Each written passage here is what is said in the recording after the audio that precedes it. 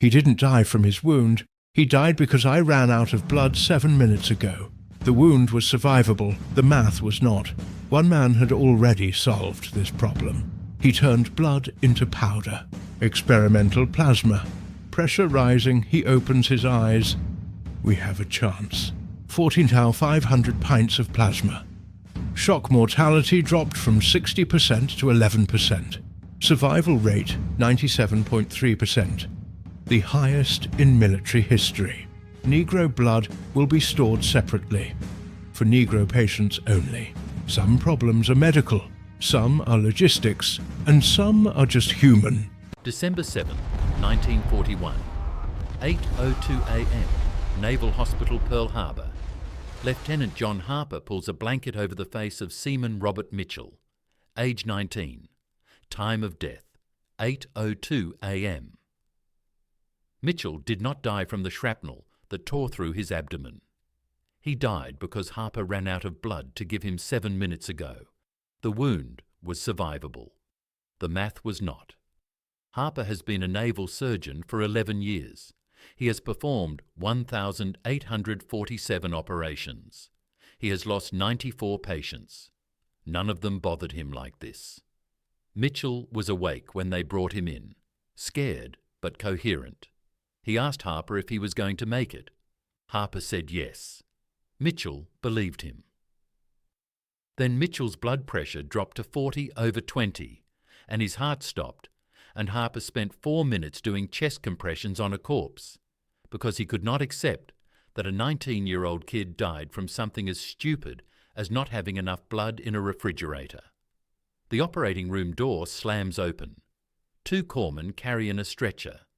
The patient is unconscious, bleeding from the left leg. Harper does not ask his name. There is no time for names. Get him on the table. Type and cross-match. I need 2 units of O negative now. The chief pharmacist's mate, Robert Chen, appears in the doorway. His face is grey. Doc, we are out of O negative. Harper's hands freeze above the patient's femoral artery. What do you mean out? We had 11 units this morning. We have used all of them. The patient before this one took the last 2. The leg wound is pumping blood in rhythmic spurts. Arterial. Harper clamps it. The bleeding stops, but the patient's blood pressure is already critical. Without a transfusion in the next 10 minutes, he will go into irreversible shock. His organs will shut down. He will die on this table just like Mitchell died on the table 7 minutes ago. What about R positive? We have 6 units left. But this patient is B negative. If we give him A positive, he will have a transfusion reaction. His immune system will attack the foreign blood cells. It will kill him faster than the bleeding. Harper stares at the patient. The math is simple and terrible. 6 units of the wrong blood type sitting in a refrigerator 50 feet away. Useless. This patient needs B negative blood, and there is none. Not in this hospital, not on this island, not anywhere within 4,000 miles that can reach him in time. The patient dies at 8:19 a.m. Harper does not pull a blanket over his face. There are no blankets left. By 9:30 a.m., Harper has worked on 14 patients. 6 are stable, 8 are dead. Not wounded. Dead. The distinction matters. Wounded means they might survive. Dead means Harper failed. The waiting room outside the operating theatre looks like an abattoir. 70 men on stretchers. Some conscious, some unconscious, all bleeding. The floor is red. The walls are red. The air smells like copper and smoke and human waste. Nurses move between stretchers doing triage. Red tags for immediate surgery. Yellow tags for delayed surgery. Black tags for expectant. Expectant is the word the Navy uses when they mean this person is going to die, and we cannot waste resources trying to save them. Harper sees a nurse tie a black tag to the wrist of a sailor who is still conscious. The sailor sees the tag. He knows what it means. He does not cry. He does not scream. He just closes his eyes. Harper walks to the blood storage room. It is a converted janitor's closet with a refrigerator unit that rattles when it runs. Chen is inside, taking inventory. He has a clipboard and a pencil, and the expression of a man doing math that does not add up. "Talk to me, Chief." Chen does not look up from his clipboard. "We started this morning with 47 units of whole blood.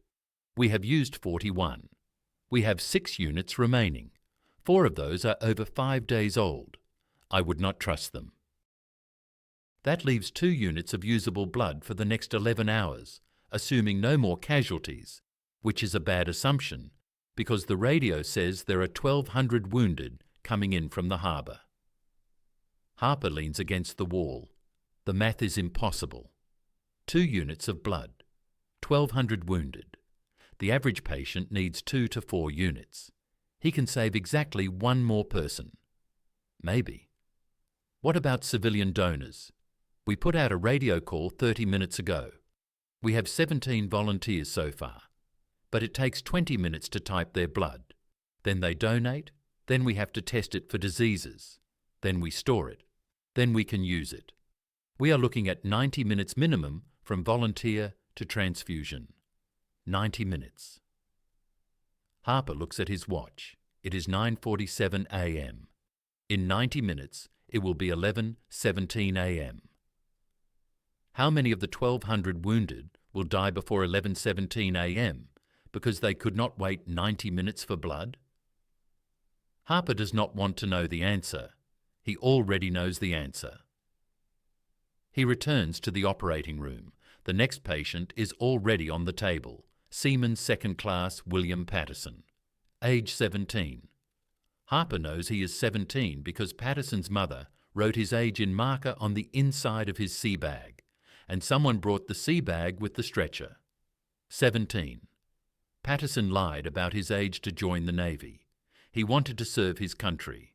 Now he is unconscious on a surgical table with a severed femoral artery and approximately 4 minutes of life remaining. Harper operates. Clamp, tie, suture. He has done this procedure 400 times. His hands move automatically. He does not think. Thinking is dangerous. Thinking means wondering if this 17-year-old kid has a girlfriend back home who does not know he is dying. Thinking means imagining his mother opening a telegram that says, "The Department of the Navy regrets to inform you." Harper does not think. He operates. Patterson stabilizes. Blood pressure 70/45. Heart rate 118. Alive. Barely. He needs 2 more units of blood, but Harper only has 2 units left in the entire hospital, and there are 70 patients waiting, and Patterson is stable enough to survive for maybe 6 hours without additional transfusion. Maybe. Harper makes a choice. He saves the last 2 units for someone else, someone who will die in minutes instead of hours. It is triage. It is practical. It is the right decision. It feels like murder. At 11:47 a.m., Harper loses another patient. Machinist mate Douglas Reeves, age 19. Reeves survives the surgery. The shrapnel is removed. The bleeding is controlled. His vitals are stable. Then his blood pressure starts dropping. Slowly at first, then faster. His body is running out of blood. His organs are shutting down. He goes into shock. Harper tries everything. Saline, adrenaline, chest compressions. Nothing works. You cannot restart a body that has no blood to pump. Reeves dies at 11:47 a.m. His injuries were survivable. Harper is sure of this. Completely sure. The shrapnel missed every major organ. The bleeding was controlled. Reeves should have walked out of this hospital in 6 weeks with a scar and a story. Instead, he is dead because Harper could not give him 3 pints of blood that did not exist. Harper steps into the hallway. His legs are shaking.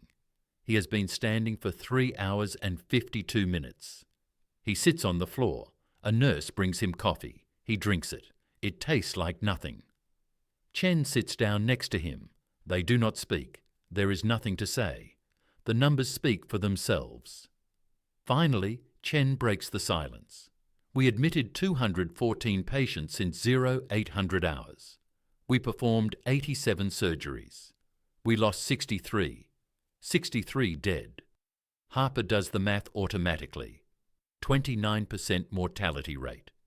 In a normal hospital during peacetime, surgical mortality is below 3%. But this is not peacetime, this is war. And war has different math. How many died from blood loss? Chen checks his clipboard. 41 confirmed, another 8 probably. The rest from head trauma, burns, complications. Harper stares at the opposite wall. 41 men died because this hospital could not give them blood. Not because the surgeons were not skilled, not because the equipment was inadequate, but because blood cannot be stored. A pint of whole blood lasts 7 days in a refrigerator. After that, the red cells die. The blood becomes toxic. Transfusing old blood kills the patient faster than leaving them to bleed.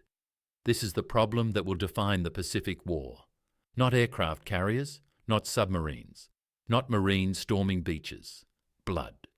The simple biological fact that human beings need 5 litres of blood to survive and combat operations, make people lose blood faster than doctors can replace it.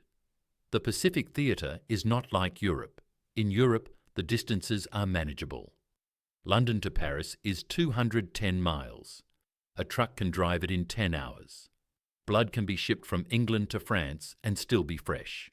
But the Pacific is 64 million square miles of ocean. Pearl Harbor to Guadalcanal is 3,000 miles. Pearl Harbor to Iwo Jima is 4,000 miles. You cannot ship blood across those distances. By the time it arrives, it is dead. At 3 p.m., Harper is summoned to the office of Captain James Anderson, the hospital's commanding officer. 3 other senior medical officers are present. They look like Harper feels, exhausted, hollowed out. Anderson does not waste time on pleasantries. "Lieutenant, brief us on blood usage." Harper stands. His back hurts. We used 47 units of whole blood in the first 4 hours of the attack.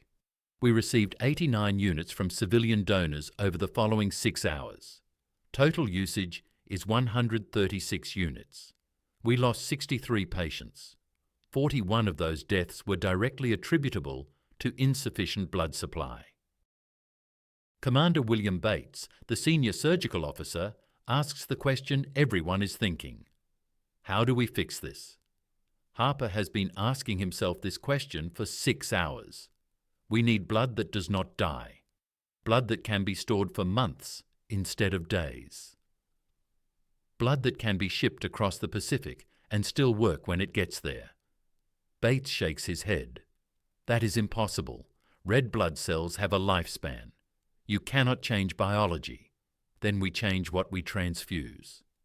The room goes quiet. Anderson leans forward. Explain. Harper chooses his words carefully. The patient does not need red blood cells immediately. What they need is volume, fluid to maintain blood pressure, proteins to prevent shock. Red cells are important, but they are not the emergency. Shock is the emergency. If we can treat shock, we buy time. Time for the body to produce new red cells. Time for evacuation to a facility with better supply. Time. You are talking about plasma, Anderson says. Yes, sir. Blood plasma without the red cells. It does not require blood type matching. It can be stored longer than whole blood, and it treats shock just as effectively. Plasma is experimental, Bates says. Nobody has scaled it for military use. Harper pulls a folded paper from his pocket. It is a journal article, 6 months old, creased from being read multiple times. There is a doctor in New York, Charles Drew.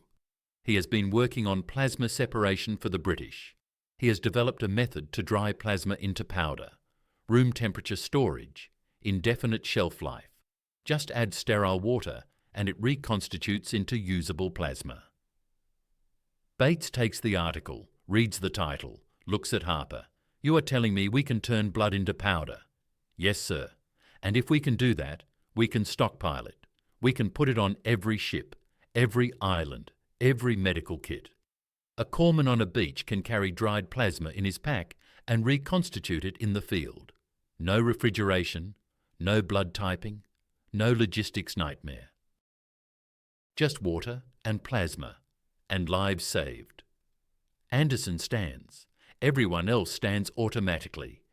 The meeting is over, but Harper can see the calculation happening behind Anderson's eyes. The math of war, the math of logistics, the math of how many men die because the blood runs out. "I will contact Washington tonight," Anderson says. "Someone needs to talk to Dr. Drew." Harper returns to the operating room. There are still patients waiting. The work continues. Patterson is still alive, stable. His 17-year-old body is compensating for the blood loss, but it will not compensate forever. In 6 hours, maybe 12, his organs will start failing, unless Harper can give him more blood. Blood that does not exist. Harper scrubs in for his next surgery. His hands are steady. The patient is a Marine. Age 23.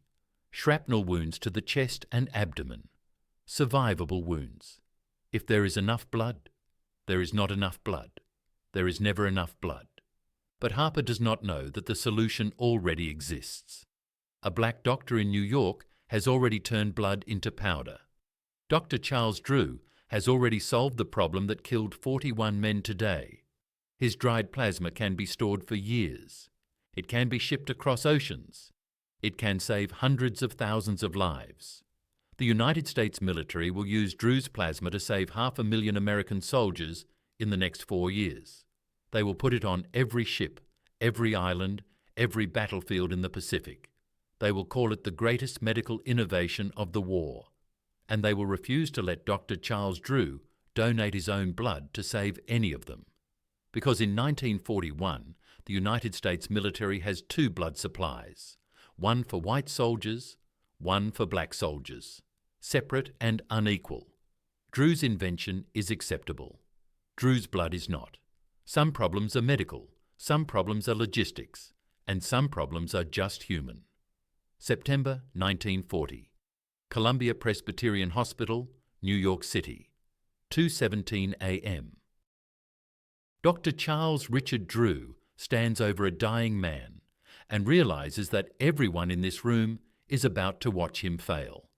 The patient is a 32-year-old construction worker named Michael Brennan. 2 hours ago, a scaffolding collapse crushed his pelvis and severed his femoral artery. The surgeon stopped the bleeding, but Brennan lost 4 litres of blood. His pressure is 50/30. His organs are shutting down. He has maybe 10 minutes left. The problem is not surgical skill. The problem is that Columbia Presbyterian Hospital has no blood to give him. They used their last 3 units on a car accident victim at midnight. The blood bank is empty. The nearest hospital with available blood is 40 minutes away. Brennan does not have 40 minutes. Drew looks at the head surgeon, Dr. John Scudder. Scudder looks back. Neither man speaks. They both know what comes next. They will stand here and watch Michael Brennan die from something completely preventable because blood cannot be stored long enough to matter. Unless. Drew turns to a nurse. "Get me the plasma from the research refrigerator. All of it." Scudder's head snaps toward him. "Charles, that plasma is experimental. It has not been tested on humans. It has been tested on 37 rabbits. It works."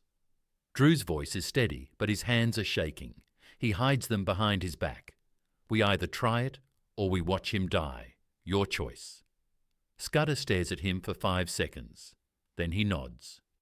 Drew has been preparing for this moment for 18 months. Not this moment specifically, not this patient, but this problem. Blood dies too fast. People die too fast. The math does not work. He has spent every night for 1.5 years trying to change the math. The nurse returns with 6 bottles of yellowish liquid, plasma, blood without the red cells. Drew separated it from donated whole blood 3 days ago using a centrifuge. He added a stabilizing solution. He stored it at 4 degrees Celsius. 3 days.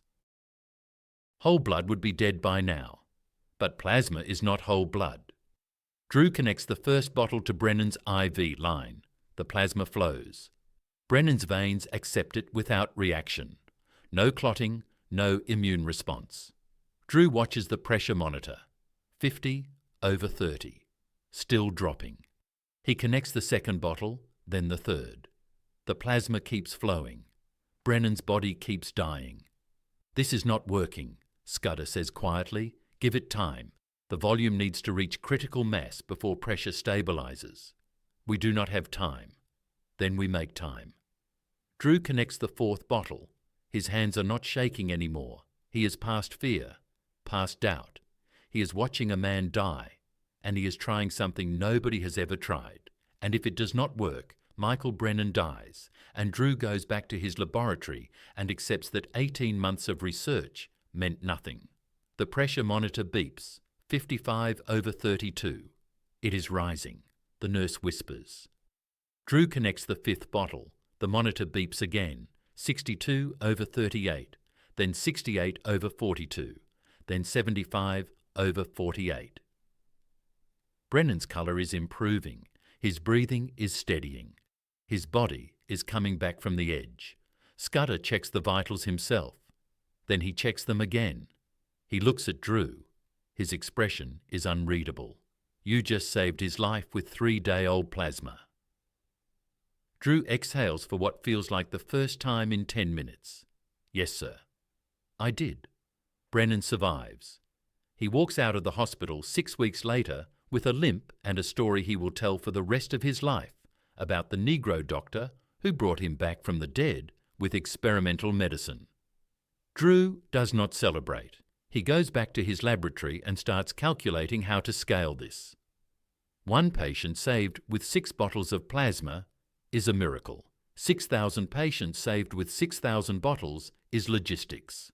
Logistics is harder than miracles. Charles Richard Drew was born in Washington, D.C. in 1904. His father installed carpets. His mother taught elementary school. Nobody in his family had ever been to college. Drew earned an athletic scholarship to Amherst. He played football. He was good. Good enough that he thought maybe professional football was his future. Then a teammate broke his leg during practice. Drew watched the team doctor set the bone and thought that looks more interesting than getting hit by large men for money. No American medical school would accept a black applicant in 1926. So Drew went to McGill University in Montreal. He graduated second in his class in 1933. He completed a surgical residency. He was brilliant. Everyone said so. He returned to America expecting opportunities. There were none. Howard University in Washington, D.C. hired him to teach. It was a good job, a stable job, a job for a black doctor who would never be allowed to practice in a white hospital. Drew hated it. Not the teaching, the limitation. He did not spend 7 years becoming a surgeon to teach other people how to be surgeons.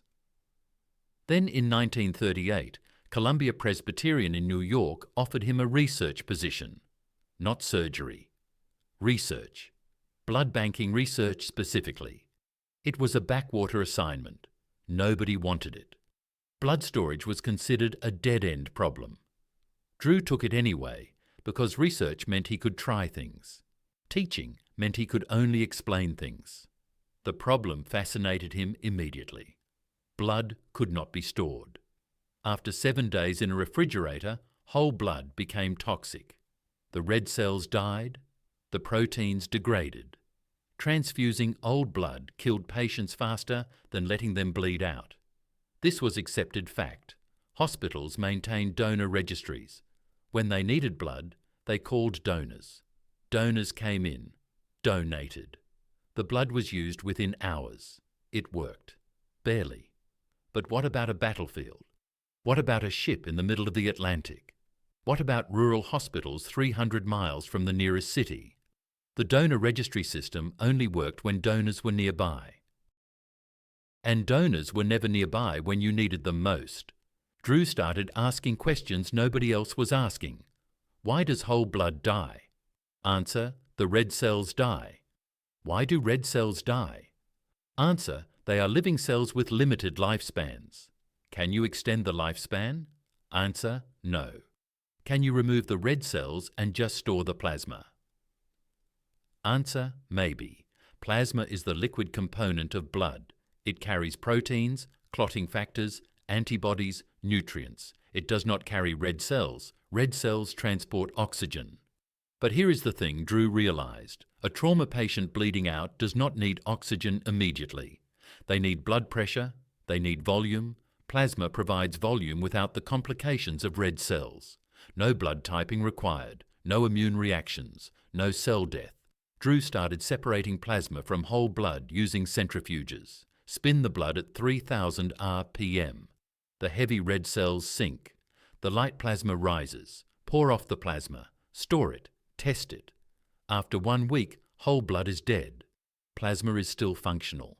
After 2 weeks, still functional. After 3 weeks, still functional. He publishes his findings in March 1940. The paper is titled Banked Blood, a Study in Blood Preservation. Nobody reads it. He presents his research at a medical conference in May. Nobody cares. Plasma is considered inferior to whole blood. Drew is considered a curiosity, a black researcher with interesting ideas that will never matter. Then Germany invades France, and 338,000 British soldiers evacuate from Dunkirk, and 40,000 of them are wounded and bleeding and dying faster than British doctors can save them. June 1940. The British government sends an urgent cable to the American Red Cross. We need blood. Thousands of pints. Fresh. Can you help? The Red Cross convenes an emergency meeting. The answer is no. It takes 5 days to ship blood from New York to London. By the time it arrives, it is dead. Useless. Someone mentions Drew's plasma research. The room is skeptical, experimental, unproven, risky. But Britain is desperate. They contact Drew. They offer him the directorship of Blood for Britain, a program to collect and ship plasma to the United Kingdom. He has 3 months to prove his system works at scale. If he succeeds, he revolutionises military medicine. If he fails, thousands of British soldiers die, and Drew's career ends. He accepts. August through December 1940. Drew transforms blood donation in America. He sets up collection centres across New York. Donors give whole blood. His team centrifuges it immediately, separates the plasma, stores it in glass bottles, ships it to Britain. The entire process takes 48 hours from donation to delivery. The first shipment arrives in London on September 15, 1940. British military doctors are deeply sceptical. They receive crates of yellowish liquid with instructions that read, transfuse immediately, dosage 500 millilitres, no blood typing required. It sounds insane. Blood requires typing. Everyone knows this. A British surgeon named Geoffrey Keynes has a patient who will die in the next 20 minutes. Bombing victim, massive blood loss, no available donors. Keynes looks at the plasma, looks at his patient, decides that experimental medicine beats watching people die. He transfuses the plasma. The patient's blood pressure stabilizes within 12 minutes. The patient survives. Keynes sends a telegram to New York. 4 words. Send everything you have. Between September 1940 and January 1941, Blood for Britain collects 14,500 pints of plasma. British doctors use it on bombing victims, combat casualties, shock patients. Mortality from hemorrhagic shock drops from 60% to 11%. Drew's plasma is saving thousands of lives. He becomes famous. Not in America, where he is still the black doctor working in a research lab, but in Britain, where he is the surgeon who beat the Luftwaffe with chemistry. Then the United States military gets involved, January 1941. The War Department announces the creation of a national blood bank to prepare for American entry into the war. They appoint Drew as director. It is the most important medical logistics position in the country. Drew accepts on one condition: blood will not be segregated by race. The War Department agrees. For 3 weeks. February 1941. Drew is in his office reviewing collection protocols when his assistant walks in with a memo. She does not say anything. She just hands it to him. Her face tells him everything before he reads the first word. The memo is from the American Red Cross. New policy effective immediately. Blood donations will be accepted from Negro donors. However, Negro blood will be labelled and stored separately. Negro blood will only be transfused to Negro patients. White blood will only be transfused to white patients. Drew reads it twice. Then he walks to the director's office and places his resignation on the desk. His resignation letter is 4 pages. The section that matters reads, "There is no scientific basis for segregating blood by race. The hemoglobin molecule is identical regardless of donor skin colour. This policy is not medicine. It is racism disguised as science. I cannot direct a program that treats life-saving research as a tool for perpetuating prejudice." They accept his resignation the same day. They do not ask him to reconsider. They do not argue with his science. They simply replace him and continue the segregated blood policy. Drew returns to Howard University. He becomes chief of surgery. He trains over 100 black surgeons. He never works on blood plasma again. When reporters ask why, he says only that his work is finished. The plasma works. What people do with it is no longer his concern. But the plasma remains. The military does not care about Drew's politics. They care that his plasma saves lives. By December 1941, every American military hospital has stockpiles. Every Navy ship carries it. Every Army medic has it. When Japanese bombers hit Pearl Harbor, Drew's plasma is already there waiting. The statistics are undeniable. In World War I, 45% of wounded soldiers died despite reaching medical care. In World War II with plasma, that number drops to 3%. Drew's invention saves an estimated 500,000 American lives during the war. None of that plasma comes from Charles Drew. He is not allowed to donate. His blood is classified as Negro blood. It must be stored separately. It cannot be given to white soldiers, even though white soldiers are alive, because he invented the thing keeping them alive. The segregated blood policy continues until 1950. April 1st, 1950. Drew is driving from Washington, D.C. to a medical conference in Tuskegee, Alabama. It is 7:30 a.m. He has been driving for 3 hours. He is exhausted. He falls asleep at the wheel. His car leaves the road at 60 miles per hour and rolls 3 times before stopping in a field outside Burlington, North Carolina. 3 other doctors are in the car. All survive with minor injuries. Drew does not. His chest is crushed. His left leg is nearly severed. He is bleeding internally, massively.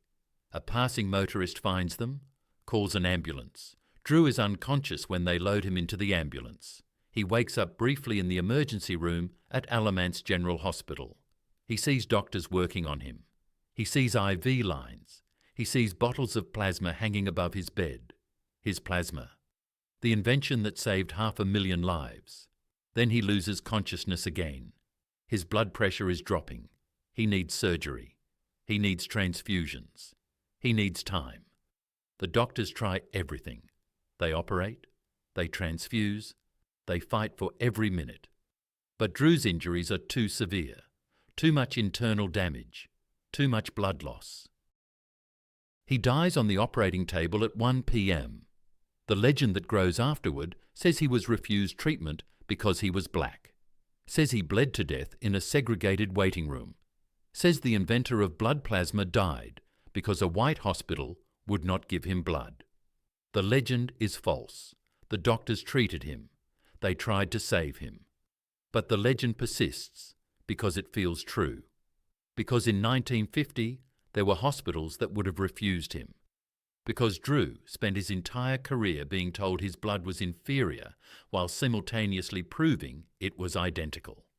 Charles Richard Drew was 45 years old when he died. He had been a surgeon for 17 years. He had trained over 100 doctors. He had invented the preservation method that saved more lives than any other single medical innovation of World War II. And he had spent the last 9 years knowing that the United States military considered his blood unfit for white soldiers while using his invention to save white soldiers. Michael Brennan, the construction worker Drew saved with experimental plasma in September 1940, lived to age 83. He died in 1991. At his funeral, his children mentioned that their father was saved by a doctor whose name he could never forget. Dr. Charles Drew, the man who proved that blood has no colour, even when the country said it did. February 19, 1945, Iwo Jima, 09:17 hours. Navy Corpsman John Bradley is crouched in a shell crater on Red Beach 1, watching a 19-year-old Marine bleed to death in front of him. The Marine's name is Ralph Ignatowski. He has taken shrapnel to the abdomen and left thigh. Arterial bleeding. Massive. Ignatowski has maybe 3 minutes of consciousness left before shock takes him. Bradley has morphine. He has bandages. He has sulfur powder. He has a tourniquet already applied to the leg. What he does not have is blood. Blood is on the ships. Blood is in the field hospitals 2 miles inland. Blood is everywhere, except here in this crater on a beach where Japanese machine guns are firing 600 rounds per minute, and moving means dying. Bradley reaches into his medical pack and pulls out something that looks like a glass soda bottle filled with yellowish powder. He has carried 4 of these bottles from the landing craft to this crater. He has never used one in combat. He was trained on it for exactly 20 minutes 3 months ago. The instructor said this powder is blood plasma. Add water, shake, transfuse. It will keep them alive until you can evacuate. Bradley hopes the instructor was not lying. He pulls out his canteen, pours sterile water into the bottle. The powder dissolves instantly. The liquid turns clear with a slight yellow tint. It looks nothing like blood. It looks like something you would clean a wound with, not something you would inject into a dying man. Ignatowski's eyes are closed. His breathing is shallow. His pulse is weak and rapid. Classic hemorrhagic shock. Bradley finds a vein in the right arm, inserts the IV needle, opens the line. The plasma flows. Bradley does not pray. He is not religious. But he watches that plasma drip into Ignatowski's vein and thinks, please work, please work, please work. 30 seconds. Ignatowski's breathing steadies. 60 seconds. His pulse slows. 90 seconds. His eyes open. Doc, Ignatowski whispers, I am here. Do not move. You are going to be fine. It hurts. I know. I gave you morphine. Just stay still. Ignatowski stays still. The plasma keeps dripping. Bradley watches the vein, watches for clotting, watches for immune reactions, watches for any sign that this powder mixed with water is killing instead of saving. Nothing happens. The plasma just works. 2 hours later, a stretcher team evacuates Ignatowski to a field hospital. He survives surgery. He survives the war. He goes home to Chicago and lives to age 74. He will tell his grandchildren about the corpsman who saved his life with magic powder on a beach in Japan. The powder is not magic. The powder is Charles Drew's plasma. And on Iwo Jima in February and March 1945, it saves thousands of lives just like Ignatowski's. Iwo Jima is 8 square miles of volcanic rock and black sand 4,400 miles from San Francisco. It has 3 airfields, 30,000 Japanese defenders, and no natural cover. The United States Marines need to take it because American bombers hitting Tokyo need an emergency landing site. The Japanese know this. They have spent 8 months turning Iwo Jima into the most heavily fortified island in the Pacific. The invasion begins on February 19, 1945. 70,000 Marines hit the beaches. The Japanese do not defend the beaches. They let the Marines land. Then they open fire from concealed positions in the volcanic rock. The Marines cannot see the enemy. They can only see their friends dying. By the end of the first day, 2,420 Marines are wounded. By the end of the first week, 8,000. By the end of the battle 36 days later, 26,000 Americans are wounded. It is the highest casualty rate in Marine Corps history, and the survival rate is 97.3%. This number is impossible. In World War I, only 55% of wounded soldiers survived even after reaching medical care. In the early Pacific campaigns at Guadalcanal and Tarawa, survival was 70%. But on Iwo Jima, if you reach a corpsman alive, you have a 97% chance of going home. The reason is in John Bradley's medical pack: 4 bottles of dried plasma. Each bottle weighs 8 ounces. Each bottle can save a life. The logistics are staggering.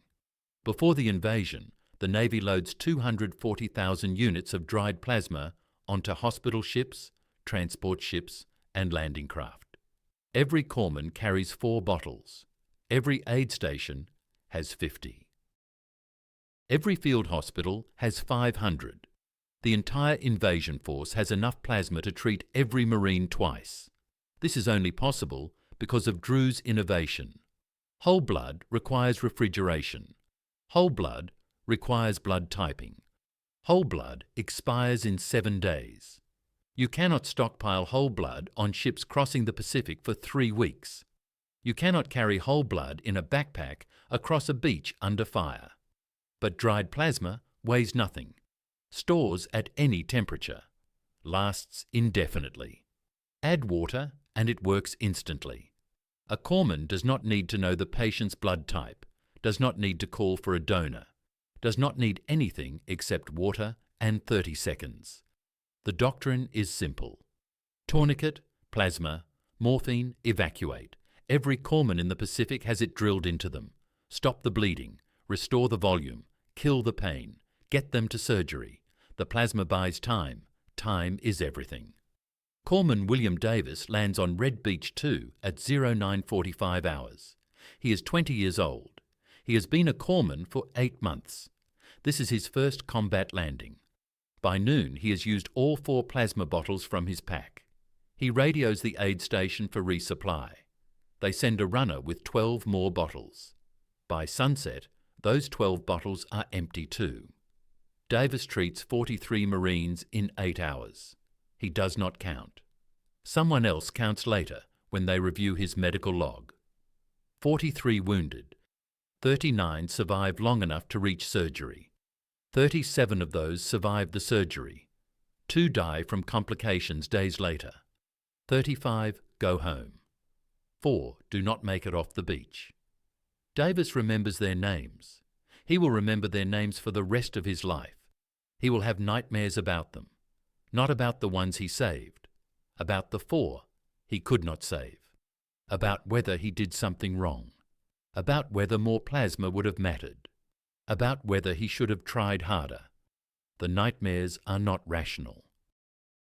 The 4 Marines Davis could not save did not die from lack of plasma. They died from wounds no amount of fluid replacement could fix. 1 took a direct hit from a mortar. 1 had his chest crushed by a collapsing bunker. 2 bled out from wounds too massive for field treatment. Davis did everything right. But he will spend 50 years wondering if he did enough. This is the cost nobody calculates. The corpsmen who save 39 and lose 4 do not celebrate the 39. They mourn the 4. This is what trauma does. This is what war does. You can save 100 lives and still be haunted by the one you could not save. But the 39 Marines William Davis saves go home. They have children, grandchildren. One of them, a private named Eugene Watkins, becomes a high school teacher in Ohio. He teaches for 37 years. He influences over 2,000 students. One of those students becomes a doctor. That doctor saves lives. The ripple effect extends forward through generations, all because William Davis carried plasma bottles onto a beach and knew how to use them. Corpsman Robert Bush is 21 years old. He lands on Iwo Jima on February 19th and spends the next 12 days treating wounded Marines under fire. He will save over 200 men. He will use plasma on 143 of them. He keeps count in a notebook.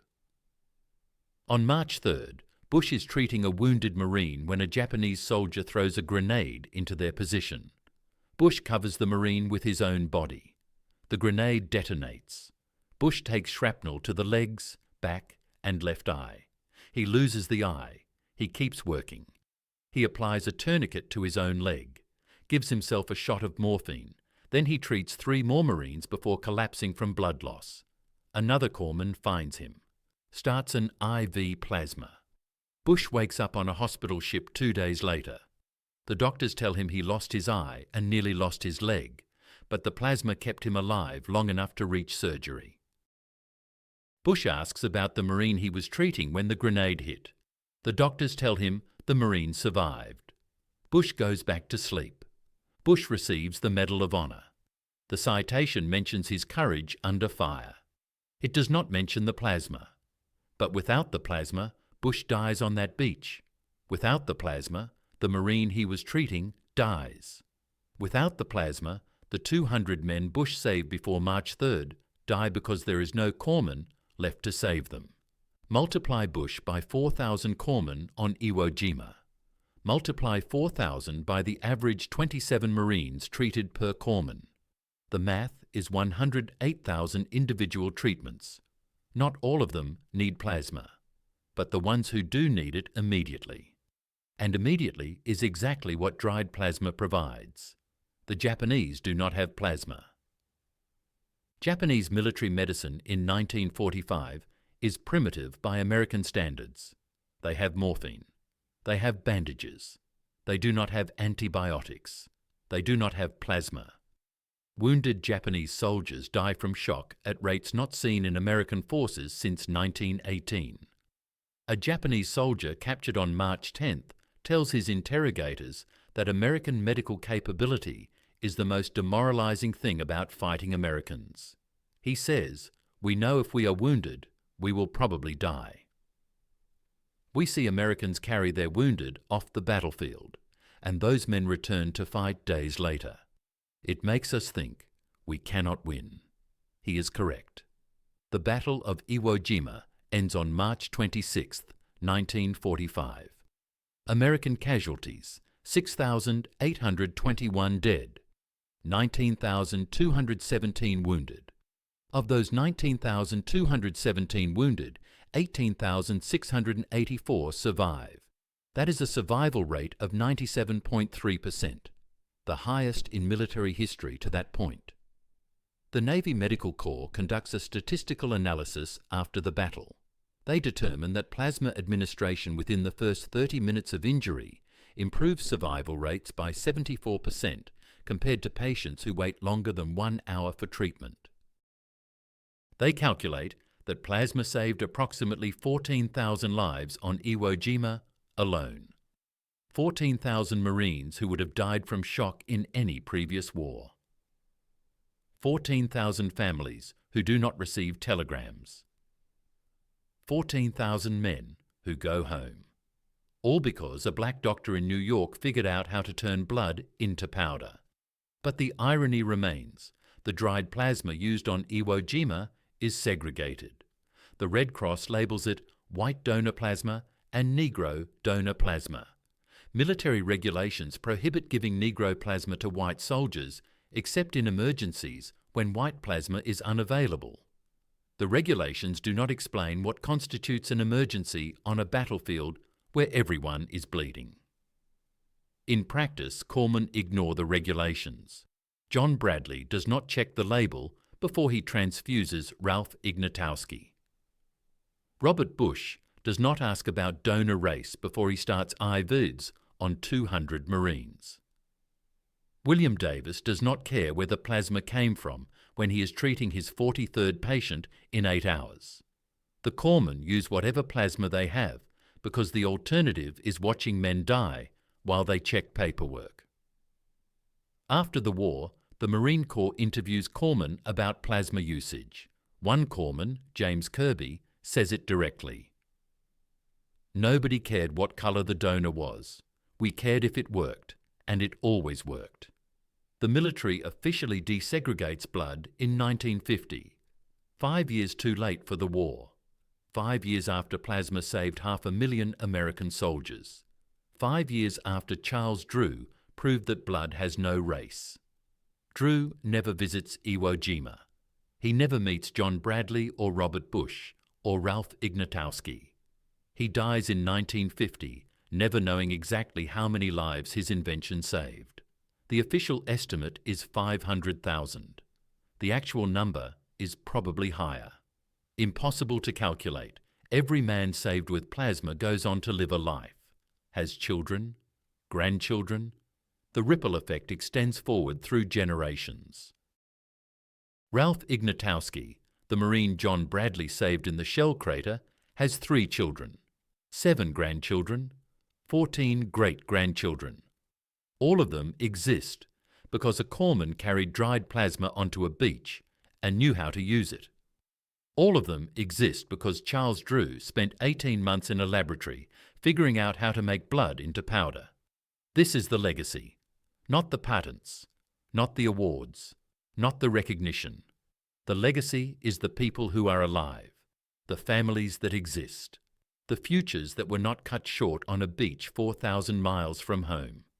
John Bradley goes home to Wisconsin after the war. He opens a funeral home. He never talks about Iwo Jima. He never mentions the plasma.